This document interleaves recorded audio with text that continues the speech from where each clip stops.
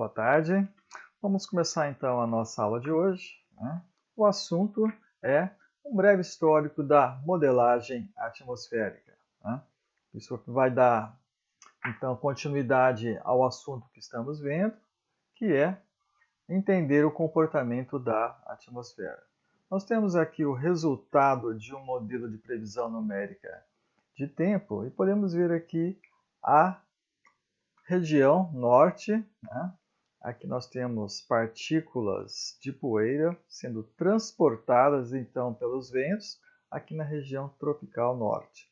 Nós temos aqui na América do Sul partículas de fumaça sendo levadas pelo vento e aqui mais ao sul partículas aerossóis oceânicas sendo transportadas então pelos ventos. Como nós chegamos a essa capacidade de previsão?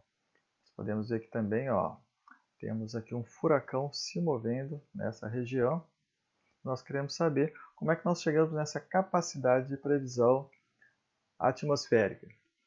Tudo tem início, então, com um olhar aqui nas leis de Newton, mais especificamente a segunda lei de Newton, que envolve a aceleração. Temos aqui uma variação da velocidade com o tempo, nada mais é do que a aceleração. Então, a aceleração vai depender de alguns termos. Esses termos aqui são termos que envolvem transporte de uma dada região, o termo de Coriolis, que devido à rotação da Terra, o termo de gradiente de pressão. Sabemos que quando temos variação de pressão, nós temos aí mudanças no vento, o termo de atrito devido então aí à mudança do vento em uma dada região. Então nós temos aqui o termo de variação de velocidade com o tempo. Uma segunda equação nos dá a variação da temperatura com o tempo. A temperatura vai variar, também devido a variações aí de transporte vindas de diferentes regiões, né?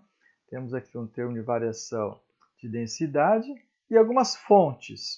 Que tipo de fontes que pode alterar a temperatura? Radiação, por exemplo, ou mudanças de fase. Sabemos que quando temos mudanças de fase, nós podemos ter aí liberação de calor latente, por exemplo. Uma terceira equação aqui nos vai dar qual que é a conservação, né, de massa. Então nós temos, por exemplo, a conservação de vapor d'água. Uma quarta equação, a equação de estado. Nós temos aqui uma relação entre pressão e temperatura. Essa equação vem lá das leis de Boyle, Bailey-Charles, que relacionam então a pressão e temperatura. Resolver essas equações é muito difícil, né? Na verdade, a solução analítica é uma solução impossível por enquanto. Existe um prêmio de $1 milhão para quem resolver essas equações de forma analítica. É um dos 7 problemas matemáticos, então, que é a solução da equação de Navier-Stokes. Só que, como não existe uma solução analítica, nós temos que resolver de outra maneira, né? Então, nós vamos usar o método numérico. Como funciona o método numérico? Vamos pegar aqui um exemplo em que nós temos um transporte de vapor vindo aqui dos oceanos para o continente, aqui por um vento aí médio da ordem de U. Então, nós temos a variação do vapor em relação ao tempo, em relação, então, a uma dada região devido ao transporte, ou seja, um gradiente espacial de vapor. Se nós usarmos o método numérico, no caso o método de diferenças finitas, uma variação então do vapor em relação ao tempo, para esse termo aqui da esquerda, nós temos aqui o tempo sendo representado pela letra T. Então nós temos aqui um T mais ΔT representando o futuro e o T representando o presente. Então nós temos aqui um gradiente temporal aqui associado a esse primeiro termo aqui. Do lado direito da equação, nós temos um gradiente espacial. E aqui nós estamos calculando então esse gradiente espacial em duas localidades, x mais ΔX e x menos ΔX. Essas posições estão representadas aqui então, x mais ΔX aqui sobre o continente, x menos ΔX lá sobre os oceanos. E aí, então, nós temos o termo da direita, que é esse termo aqui de gradiente espacial. Como calcular o futuro? Bom, nós temos aqui o termo que nos dá o futuro. Como que nós podemos obter, então? Eliminamos, né? Substituímos essa equação, colocamos do lado esquerdo. Do lado direito, nós temos os outros termos que nos dá, então, os gradientes espaciais. No instante presente, então isso aqui é, por exemplo, uma medida atmosférica em duas estações meteorológicas, em x mais ΔX e x menos ΔX. Conceitualmente, o que nós queremos então é o futuro baseado no que nós temos então agora. Então nós temos as observações agora. Quanto melhor as condições iniciais, melhor a sua condição futura. Esse método então de diferenças finitas pode ser aplicado, mas essa ideia, né, de você conseguir então usar aquelas equações e prever o futuro, né, da atmosfera, foi proposta então ali pelo físico norueguês Wilhelm Bjerknes. Lá em 1904 ele publicou então um trabalho em que ele, né, sugeria que se você conseguisse solucionar aquelas equações, você conseguiria então ter um estado futuro da atmosfera. Muito bem.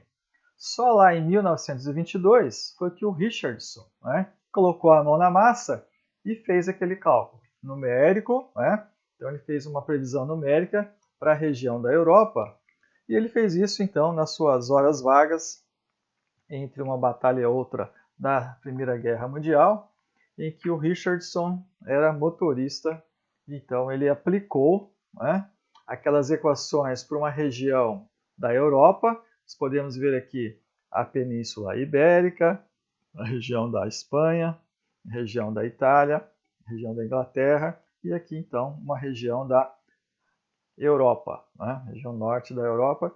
E aqui nós temos essas grades onde ele foi feito os cálculos. O Richards então calculava para cada ponto desses pontos aqui mais escuros a pressão atmosférica, no ponto mais claro a velocidade. Então ele tinha aqui, né, que calcular ponto a ponto para toda a atmosfera e ele foi calculando então usando o método numérico e foi um cálculo difícil, né, porque ele demorou aí 6 semanas para poder calcular aí apenas 8 horas de previsão. Então, isso aqui foi feito, né, para o campo aqui para o dia 20 de maio de 1910. Então, uma previsão que ele fez para essa região. Aqui estão os campos dos resultados.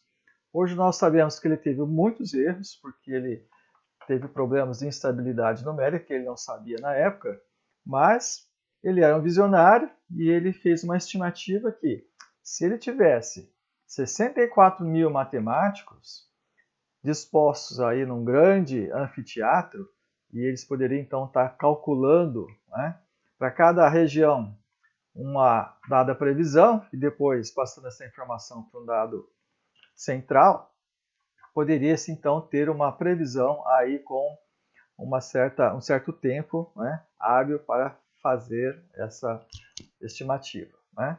Só lá em 1948, quando von Neumann, né, construiu o primeiro computador lá na Universidade de Princeton, né, o computador chamado de ENIAC. E uma das primeiras tarefas desse computador foi calcular então uma previsão numérica baseada naquelas equações. Para isso foi chamado então o Julio Charney e sua equipe, em que ele então pegou aquelas equações e usou o computador para poder fazer uma primeira previsão numérica de tempo. Isso foi feito, né, lá em abril de 1950, quando o Charney conseguiu então produzir a primeira previsão numérica de tempo. Atualmente, nós temos modelos muito mais sofisticados, porque os computadores melhoraram bastante. Nós podemos então fazer as previsões atmosféricas para todo o globo com altíssima resolução espacial, e incluindo aqui muitos processos físicos que então nós sabemos que regem os movimentos atmosféricos. Nós vamos ver então detalhes sobre como podemos melhorar essas previsões aí nas próximas aulas. Obrigado e até em breve.